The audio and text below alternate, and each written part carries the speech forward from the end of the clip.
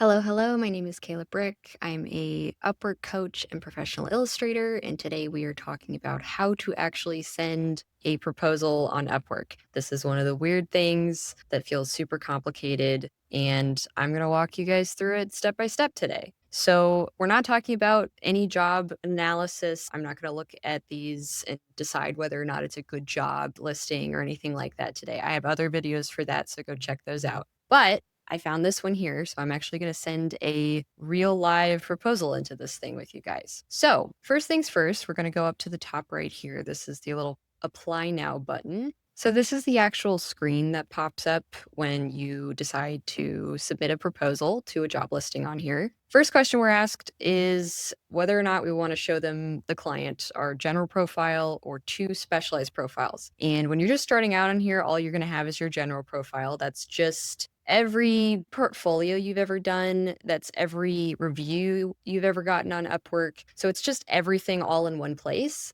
And for most things, it's going to be just fine. You don't need to have specialized profiles created on Upwork or anything like that to get jobs on here. That's not going to prevent you from actually landing anything. But it is a good idea to have specialized profiles. Those are just profiles on Upwork, and they give us two of, I wish they would give us more, but unfortunately that is not something that's available yet. Basically, these are just the same structure of a general profile, but they allow you to target a very specific kind of client. So in this case, they want cover illustrations. Sometimes they're going to want an actual children's book, covers for nonfiction or fiction novels, that kind of thing. So you could have a profile specific and dedicated to that kind of client, which talks and uses that language to speak to them, essentially. So in this case, I don't have a profile that's dedicated to this kind of job. So my illustration one will work just fine. So I'm going to click on that one. This actually helps to make it look like you're not a jack of all trades. So a client has no idea that these other profiles exist, which is really lovely because it just makes us feel like we only do one specific thing. So illustration works just fine for this. Next thing I want you to do is look at the description. And when I say description, I want you to really break this thing down and not just skim over this thing just to see what the budget is. I don't want you to look for logistical things.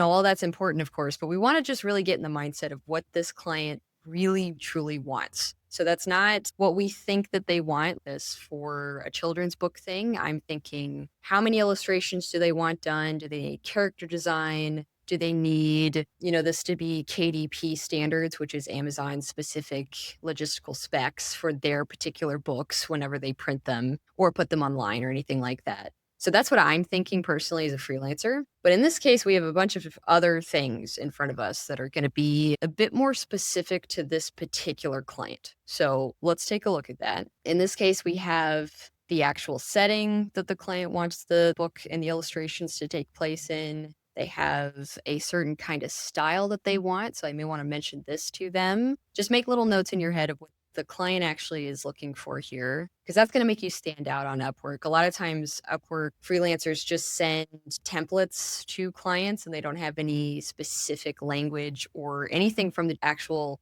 job listing. And so it makes it really easy for you to stand out if you just mention anything to them that's actually in their description, because it makes it look like you're paying attention. And those are the people that they're, want to work with and actually end up hiring oftentimes. So let's see what else we got here. We've got various characters they want done. We've got not a couple of things they don't want in terms of styles and things. That's really helpful as well. Let's see. Oh, this is really important. Anything like this where they say, please put this in your proposal so that I know you're listening. So in this case, they want me to put my favorite ice cream flavor, which is usually something that a more experienced client is going to do because they've been through this process and seen people who don't follow instructions. So this is something that we're going to definitely want to add in there for sure. Mission statement, that's helpful to know what the company is like, of course. Let's see if we've got anything else here. Anime or similar styles. I may want to say that is something that I don't do specifically so that I can tell them that I usually do this kind of thing. I do have a couple things in my portfolio that will qualify for this. So we are going to go and grab my template here.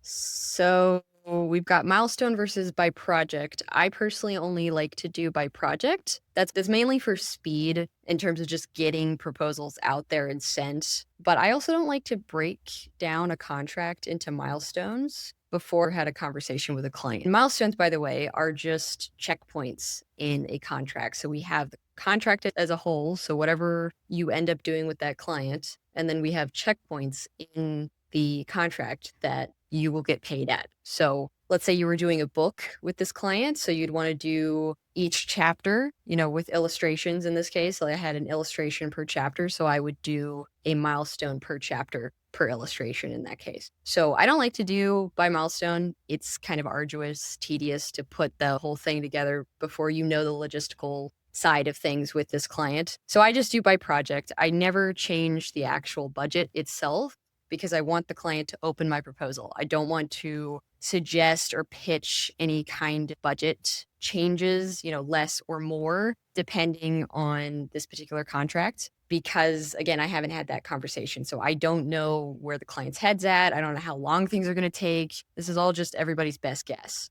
So just leave it as they're far more likely to open your proposal if you just leave it where it is right now. Let's see how long this project will take. Again, just your best guess. In the job listing itself, we can see what they're thinking it's going to be, which is 1 to 3 months there. So I'll usually put what they think it will be. And then cover letter, this is the big scary box that everybody stops at and thinks, oh, it's been so easy so far. There's little questions that are just super easy, little drop down menus. And now we get to the big scary box. And I'm going to paste my little template in there for you guys. It is available in my school group. If you want to go download that, it is ready and available to you. Very simple little thing. It's a couple sentences. So if you know the client's name, which you can find in their review section, if you look closely, you can change their name here. A little spooky for them because it's not available anywhere else, but hi there is going to work just fine here. You are a professional in whatever they're asking for. So in this case, that would be cover illustration. So I'm going to just copy and paste that. I always like to put exactly what the client's verbiage is so they feel like you're kind of speaking their language by using their particular way of speaking. If you're top rated on here, it's worth mentioning if you want to do that, but it's not essential. It can be a little challenging for clients to know what that means sometimes. So I occasionally leave it out of my proposals. Let's see who specializes in,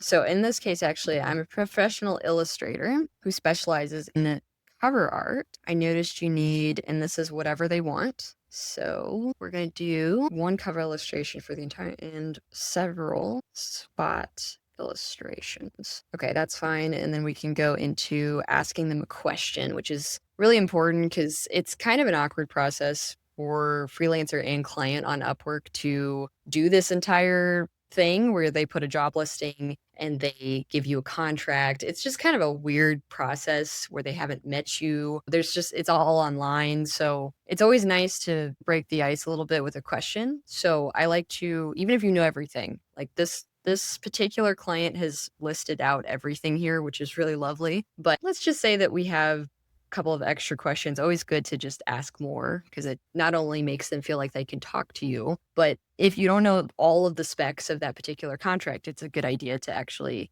ask them so that you know all of those things. You don't want to be caught in a position where you sign a contract with a client and you end up finding out the work is exceeding what you thought or it's taking longer, they want tons of revisions or anything like that. We don't want to be caught in that position. So in this case, I'm curious about the formatting that they're looking for. So I'm probably gonna ask what kind of formatting are you looking for? KDP, something like that. And then we could go in and say something along the lines of, do you have any references for the style you're looking for?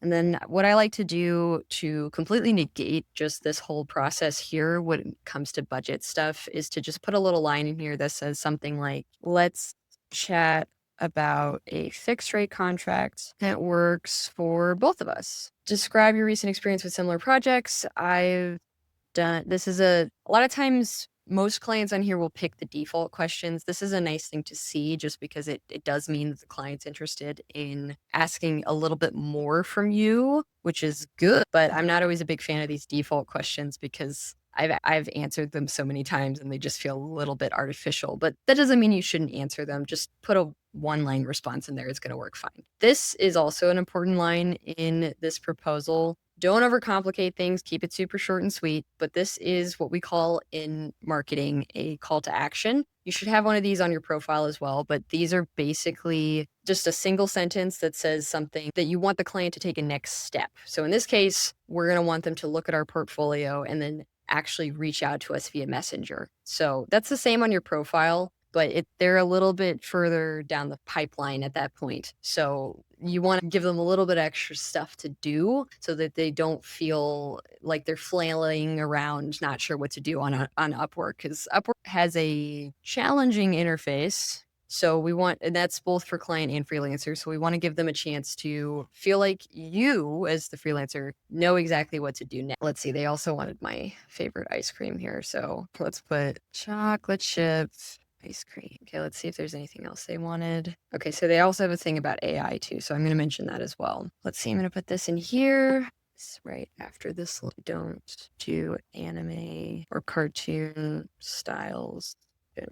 I usually create semi or realistic artwork. Okay, so I've done similar projects with covers on fiction authors. You can take a look, but feel free to send me a message. So something like that would work just fine. I'm mainly just describing to them my process and acknowledging a couple of the things that they mentioned in their description that were important to them. Because they did mention here somewhere in the description about not wanting people to disappear on them halfway through the process. So I'm mentioning in this that I'm available for questions and things like that so that they feel like I'm available, that I could be asked questions, that I'm not going to disappear, anything like that. So moving along, we have attached files. That is just if you want to attach any particular pieces for them to notice. This is more if you were trying to show them a particular style. So in this case, if I had a couple of pencil sketch styles that I wanted to really put in front of the client, then I would attach files. But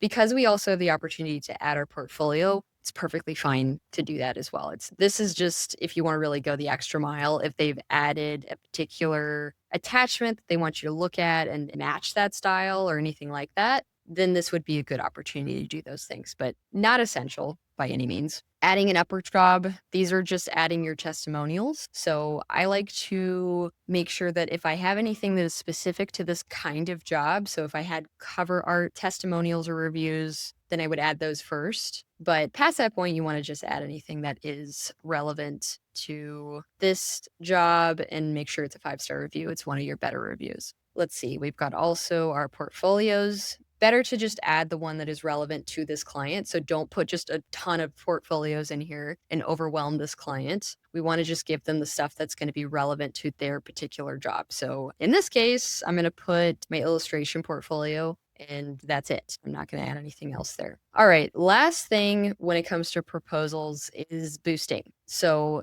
I have a whole separate video on using filters, which gets around this whole thing because this is now pretty embedded in Upwork. It's kind of baked into their system at this point. I don't think that anyone should do boosting because it is mostly about the competitive, how many proposals have actually been sent to this client? Can we get to it early? All that stuff can be bypassed if we do our filter system, if we do a couple of things on the front end. So I don't want any of you sending any connects on anything, no boosting. It is not actually going to help you. If you feel like you want to give it a go, if you want to try it, then by all means, give it a go. I just personally haven't seen it help me or my students actually make a difference in getting hired on here. So just, if you want to try it, go for it. But I usually just put this at 0 and call it a day. So then we just send for 17 connects, which by the way is really expensive. But that usually means the client is looking for more highly qualified candidates. So in this case, I feel like I'm really good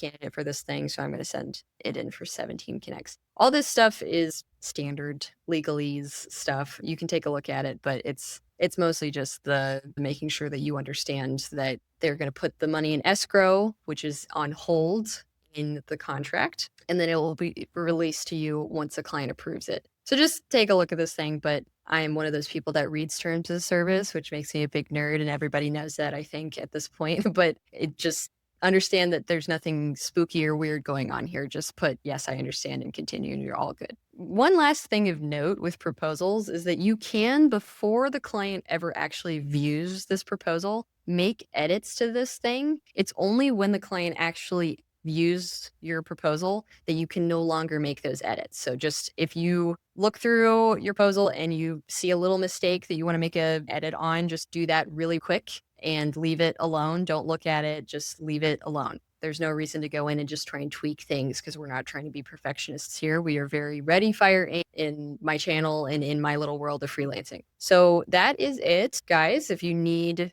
help with sending proposals, if you need my template, it is in my description below. If you need help with filters or anything like that, I will put a video on screen for you. It will be somewhere in the top right corner. And I will see you guys in the next one.